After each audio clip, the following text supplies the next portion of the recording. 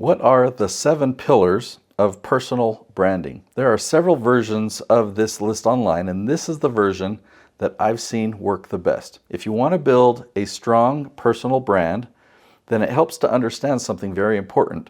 Personal branding isn't just about posting on social media. It's not about creating a logo, and it's definitely not about trying to look impressive online. A real personal brand is built on a set of foundational elements that work together. I like to think of these as the 7 pillars of personal branding. When these pillars are strong, then your brand is going to grow naturally.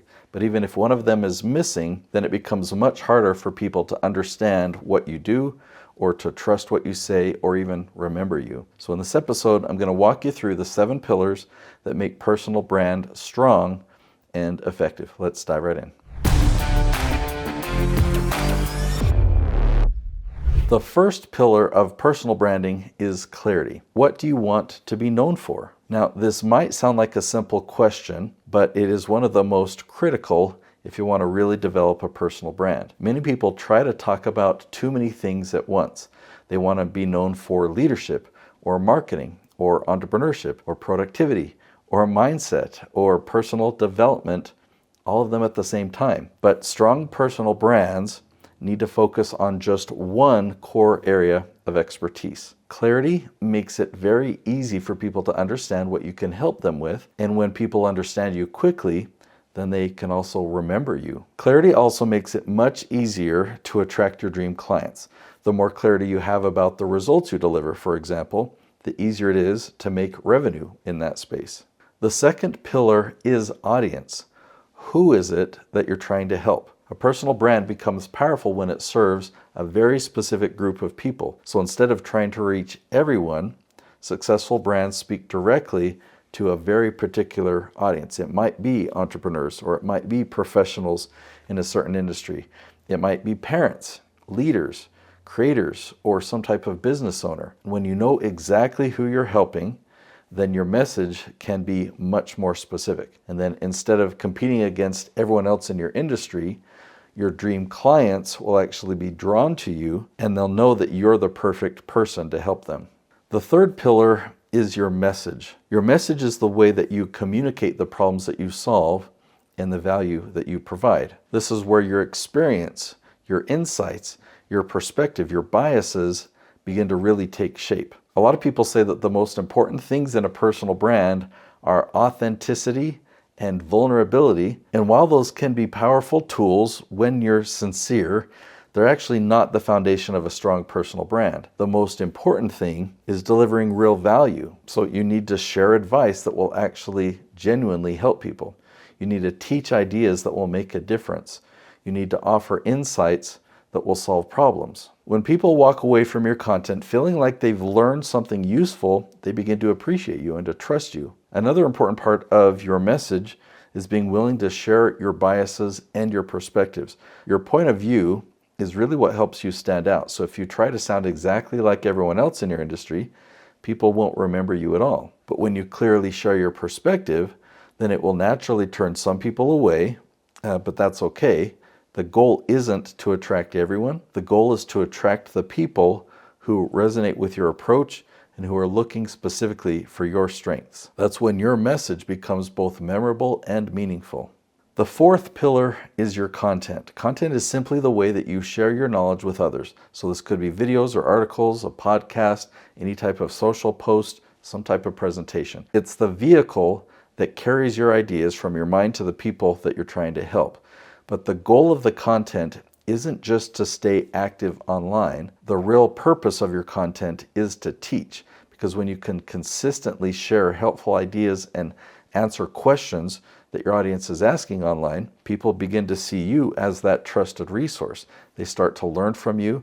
They begin to appreciate your perspective, and that's where your brand really starts to pick up momentum. Content is also how you can connect with your tribe. Now, there are people around the world right now searching for help with the exact problems that you solve. They may not know that you exist yet, but when they discover your content, it gives them a chance to get to know you. They see how you think, they hear your advice, and they experience the way that you help people as you share case studies. So over time, that builds relationship. And there's one more important piece to this. You have to think strategically about where your content lives. So ask yourself, where can I place my content so that my dream audience can actually find it? Now, you're told everywhere that you need to post constantly on social media.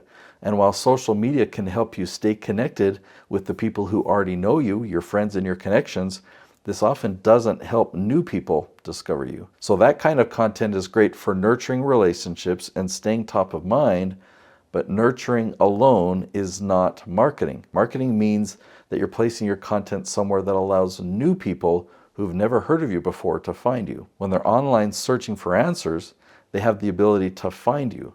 And that's why it's important to have a tactical strategy behind your content.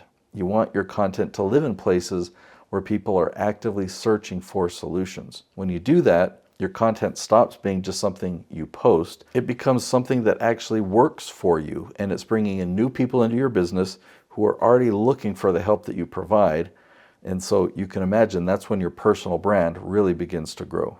The fifth pillar is visibility. Even the most helpful message won't make an impact if people can't find it. So visibility means making sure your ideas show up in the places where your audience is already looking for answers. Today, people are searching for solutions more than ever. They're still searching on Google, they're still searching on YouTube, and increasingly they're doing deeper research using AI tools like ChatGPT and Perplexity. When people have a problem, they go online and they start asking questions.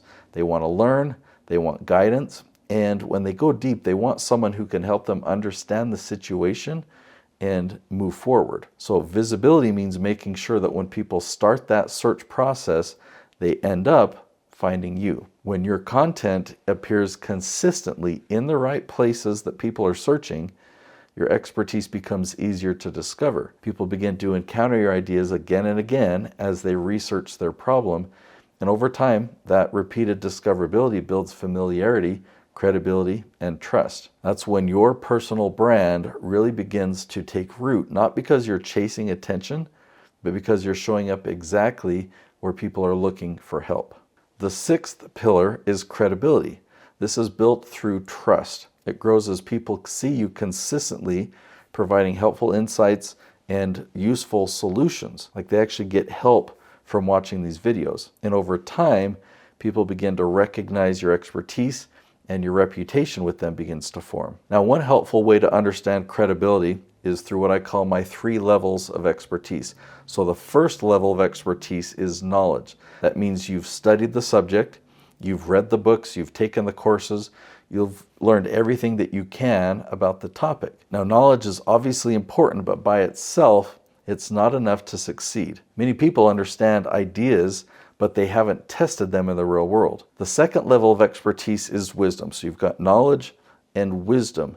Now you've been able to apply that knowledge. You started at point A and you've succeeded. You've gone to B with results. So all the lessons you learned along the way, you learned what actually works and what doesn't work. And you've pivoted and you've adjusted. And finally, you succeeded. So now you're at a level 2 of expertise. So level 1 is knowledge. Level 2 is wisdom, and the third level of expertise is when you can successfully help others achieve those same results. So that's when credibility becomes especially powerful. Level 2 is when you've gone from point A to point B, and level 3 is when you can take somebody else by the hand and help them go from point A to point B. Helping other people succeed requires more than just personal experience. Every person you help will come with different challenges, different situations, different perspectives. And when you can guide people through those differences and help them reach the finish line, then that demonstrates a deeper level of mastery. You're a level 3 expert. So this is where case studies can become incredibly valuable to your personal brand. When you share stories of people that you've helped, what their challenge was, what approach you took, and what results they finally achieved, you make your expertise visible and concrete in people's minds. Case studies allow people who are searching for help to see exactly how you work and how you can help them achieve similar results. So credibility doesn't happen overnight, but when you consistently share your knowledge, you demonstrate your experience, and you highlight the results that you've helped others achieve, your reputation becomes very strong over time, and that trust becomes one of the most powerful parts of your personal brand. The final pillar of personal branding is tactical consistency. You'll often hear people say that consistency is important, and it's true, but consistency only works if you're being consistent with the right tactics. A lot of people are very consistent with the wrong approach. They will post constantly on social media. They just hope that something will go viral, or they're chasing trends, or they experiment with different platforms and they try and stay active everywhere. But that kind of activity isn't going to build momentum. For a real personal brand to grow, you need to have tactical consistency. So what this means is having a very clear strategy for what you're creating, who you're helping, and how your content will be discovered. Instead of just hoping for a random success, something's going to go viral, you're actually working with a plan. Now I want you to be so specific that you can actually map out the topics that you're going to teach, and you can anticipate the kind of questions that your audience will be asking. And then you need to track your progress and see your visibility grow over time. Now, one of the biggest challenges with tactical consistency is there is a lot of advice you're going to come across. You'll hear people telling you that you must be on a certain platform, or that you need to create content in a specific way, or that this new tactic is the one way that you can succeed. If you're not careful, all of that advice can pull you into different directions. So that's why it's really important to have clarity about the strategy that you're following. Once you identify a strategy that works, one where you can measure progress and see the results, then you want to put your blinders on and really just stay focused on that one strategy. Instead of constantly changing directions, you continue executing the same winning strategy long enough so that momentum can build. When you apply consistency to a well-designed strategy, then something powerful will begin to happen. Your content will compound. It's like a snowball that's rolling down a mountain and keeps picking up more snow and building more and more momentum. Each piece of content strengthens the next. Your audience grows steadily and your reputation becomes clear. Personal branding isn't about chasing attention. It's about being very, very tactical and consistent enough that your influence grows predictably over time. So once all these pillars are in place, there's a strategy that can take your personal brand to a whole new level. It's called category dominance. I'll link to a video right there. Category dominance means becoming the person that people find everywhere they search for answers in your niche. Not just on one platform, but across Google, YouTube, ChatGPT, Perplexity, Claude. When someone asks a question in your area of expertise, they keep finding you. And that's when your personal brand really begins to generate opportunities for you. It will generate leads and influence and revenue. So if you want to see exactly how this strategy works, go to the episode called Achieve Category Dominance, and I'll walk you through the strategy step by step. I'll see you there.